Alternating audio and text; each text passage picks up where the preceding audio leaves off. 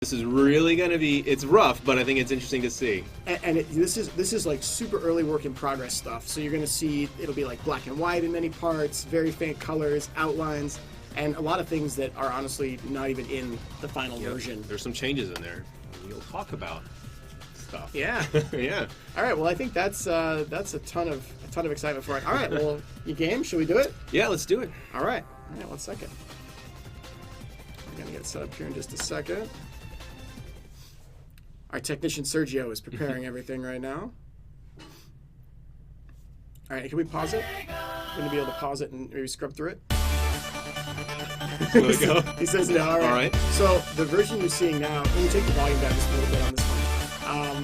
The version you're seeing, it features an unfinished version of the song. Thank you, Hyper Potions, for letting us give us permission to show this off.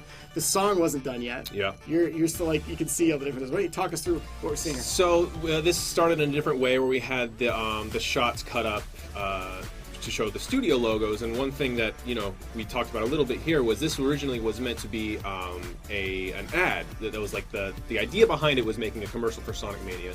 So the whole idea behind my thought process of planning the starting shots were, this is building hype, like this is the first time people have seen Sonic animated in 2D in a long time. So what's like the easiest way to get people excited is think, oh my gosh, we haven't seen, is this Sonic animation? And so I thought like have his foot tap in there and build it with shots of breaking with the studio logos and stuff people know. Even when we changed the way that the shots were cut together, I still think it worked really well. Can we not go like shot by shot? It just has to play. So let's see. Can we pause it at all as we're going through? Really? Okay. So let's see. Let me think. I just let it go, and I'll as things come to mind, I'll say. So one of the first things you'll see is we have some very early backgrounds here from Han Seng, who is my BG assistant on this, who did a great job. He was the first person I brought on who really stepped up and did great BG work. This is all stuff that I sketched out and did some color treatments for him so he would know what it looked like, and then he went through and painted them up like real cartoon backgrounds. This was like I said, this is the first pass that we did before going off to animation, and many of you know as well that I had help from some talented animators, Studio Yada, that helped put together this final thing. That I couldn't have done it without them. They really, there was a lot of work to do here. Like the turnaround time on this animation, I'm not going to say exactly what it was. It was fast. But it was a lot quicker than you usually take for animation like this. But this was, the dedicated work of a lot of hard people that loved Sonic and knew that it was either us and now or never was kind of the thought process. Right. This was, for the whole, around about 6 months that we were putting this thing together, this was day and night for me. Like every single part of it, I was doing check-ins, and I was doing check-ins on BG. When shots came back from other animators, I would then do cleanup and model fixes. So, I'm a Sonic fan. I've always been a Sonic fan, and I know how Sonic fans are. We are picky. We are picky people. And I knew that this had to live up to the this had to live up to the expectations of the Sonic CD intro and the Sonic Riders intro. I knew immediately that's what it was going to be compared to. That golden ring, by the way, when you first sent me the colored shot of that golden ring, my jaw hit the floor, and that it was my desktop background for like a month afterwards. Did a great job on that. So no matter what, anytime any part came through, I knew that eventually I had to give my stamp off on it. So if a shot came back and it was greatly animated, but some of the faces were off, I would have to go through and fix some faces and stuff. So that's what my job as supervising and lead animator was here. Also, generally, if you see Sonic running, that was me, because that was something that I knew I had to get just right with Sonic's running animations. Should we talk about some of the changes then? Yeah, let's talk about some of the changes. You guys are probably already noticing there's a lot of differences between this one and the final. Some things that changed, some things that were added. As we restart it, maybe we'll take it piece by piece. Yeah, so the first one that you'll probably see is the shot immediately after Sonic runs vertically down the strip, and in the most of this is about the same, right? This is all pretty much the same. Roughly, I think we changed some of the timing with the music. Yeah, timing got changed, especially when we cut stuff. Yeah. But the first shot change that you'll see is after Sonic runs down the vertical slope and he runs through a spiraling loop. Originally, in my design documents, we were going to have all these backgrounds be 3D, and the reason we did that was, one, because we had to do this in a short amount of time. And so doing the backgrounds right part right here, yeah. So he's going to spin it. He's going to do this thing here, yeah. Instead, like he kind of does a little S there. Yeah, and in the very early shot, he was actually doing a corkscrew thing. And the reason I wanted to do it in 3D was because then we could render out BGs and do camera moves, which is something that there's a lot of camera moves in the Sonic CD intro where they just animate the backgrounds by hand, and we just didn't have the time for that. So doing it in 3D would let us do camera moves. And as we went along, we realized we didn't actually have time to do 3D either, because that involves sending shots away and waiting for them to come back before we can start character animation. But basically, we had to start character animation day one as soon as the animatic was done, so we couldn't wait for that. So we changed some shots and made some shots simpler to make them come out right. And that was the first one that we changed. And it was a sad one to change, because in the original it was this really cool. He's going through this spiral and Sonic was running towards you, and it was going to be a neat kind of like optical illusion shot. Yeah. But in the end, I think the backgrounds done by our BG assistants and our compositing guys came together, and it looks. I couldn't be happier with the way the BG and the effects and everything. It's gorgeous, man. Like it's gorgeous. Yeah. I think if the comments in chat don't give you that same kind of answer, that's what everyone thinks. Yeah. It was such a treat when people got to see this. That first shot where it opens up wide and gets to see the world for the first time. That's a guy named Jonathan, Kim, and Brady Hartel who helped me do compositing on the BGs. And if you really it's a lot of stuff you might not notice. So that shot right there, notice how quickly Sonic goes in he goes in the ring, kind of like the warp ring, which I guess was an idea that we kind of started with like Sonic 3. Yeah, like transfer to the special stage and jumps in and goes to an area. Yeah. That idea initially didn't have this shot where we went to the Harbor of Heavies, and you added that later on. So yeah, there's an early shot that I'm sure some of you have seen in here that got changed as we did a little bit more storytelling with this.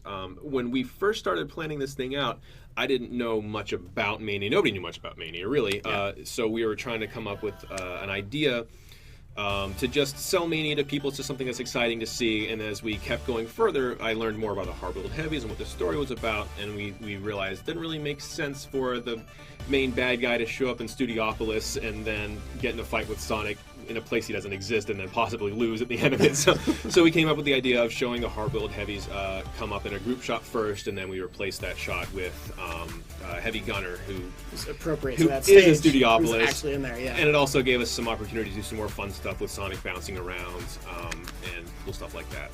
There's a neat moment, by the way. If you guys freeze frame the final animation when he's fighting Heavy Gunner, when he hits him.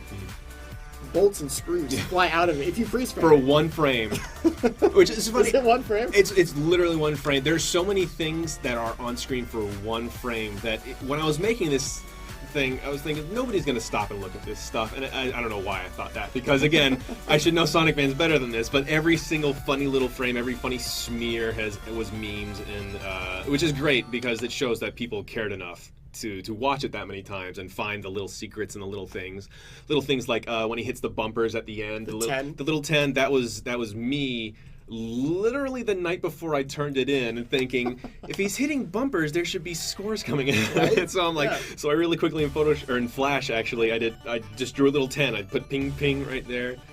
So many little things just in the last minute. We were just like funny things like this Knuckles spinning on the ring, Heavy Gunner's little eye dart when King looks back at him, all this little so he salutes, right? And then he's kind of like, is it me? Yeah. And he's like, okay, I got it. Yeah. So all the like little character stuff like that was a lot of last minute things, but it's the kind of stuff that when you watch it on repeat, little things like John Kim, again, our compositor, and Brady, they did things like, if you watch when the elevator door opens up with the ring elevator, the banners are very slightly undulating in like a non-existent breeze there, and you'll never see that unless you're looking at it. But it's the kind of thing that in your peripheral vision you can tell when an environment is dead or not.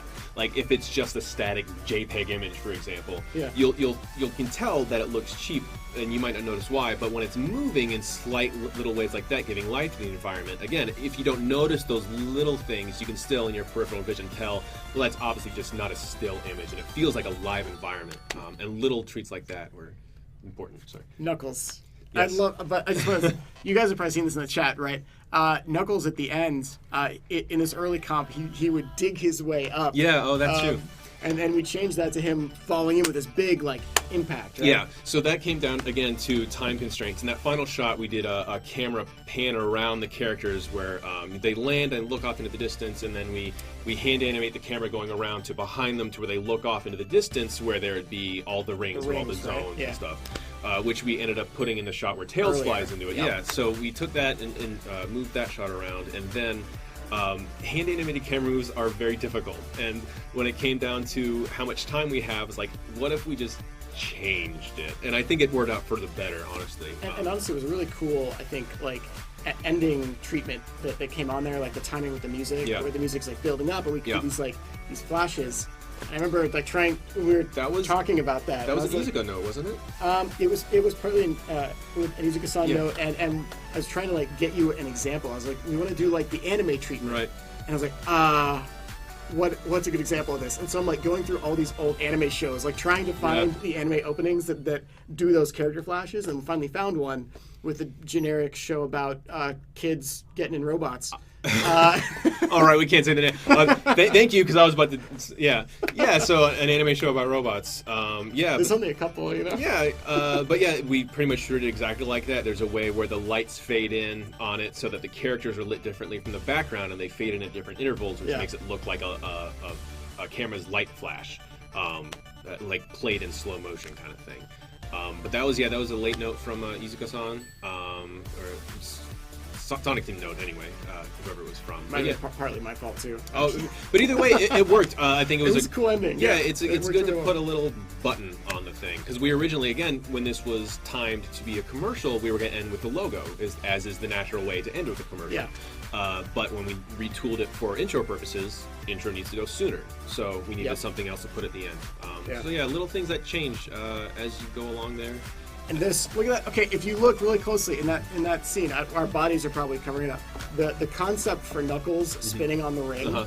Oh, was that in the It's in here. Is it? Okay, yeah. All right, cool. So it wasn't you had the start. concept, and I remember the first time you showed it to me, and I just like died laughing. I was like, "Yes, please keep it." That was one of those things where it's like you never know how it's gonna go when it comes to approvals on something. Like, is it gonna be too goofy? Is it gonna be too silly? But I guess it was fine, and I'm so glad it stayed in there. That thing that Brad made with the little video of him spinning around the ring, the meme of it is great, and like lots of people have really received Knuckles' dumb spin very well, which I'm very happy about. Let's see what you guys thought. All right, so there you go. That's an early look.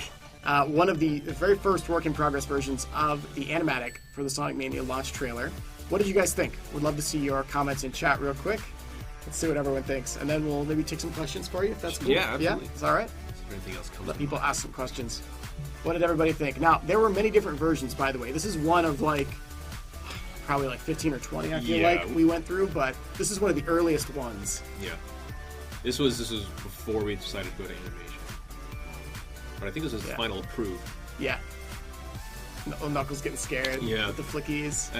Knuckles is my favorite character, by the way. So I was like, I was trying to have him in there somewhere. It's like, as much as he's my favorite character, I also know Sonic and Tails are always got the spotlight on them. So I wanted to have more Knuckles stuff, but there wasn't really time.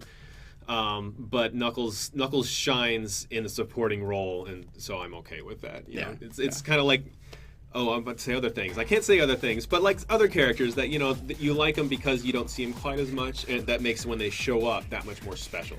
And that's kind of how I look at Knuckles. Like, he's my favorite. You don't get to see him as much, but then when he shows up, it means something a little bit more. It's a nice moment, right? Yeah.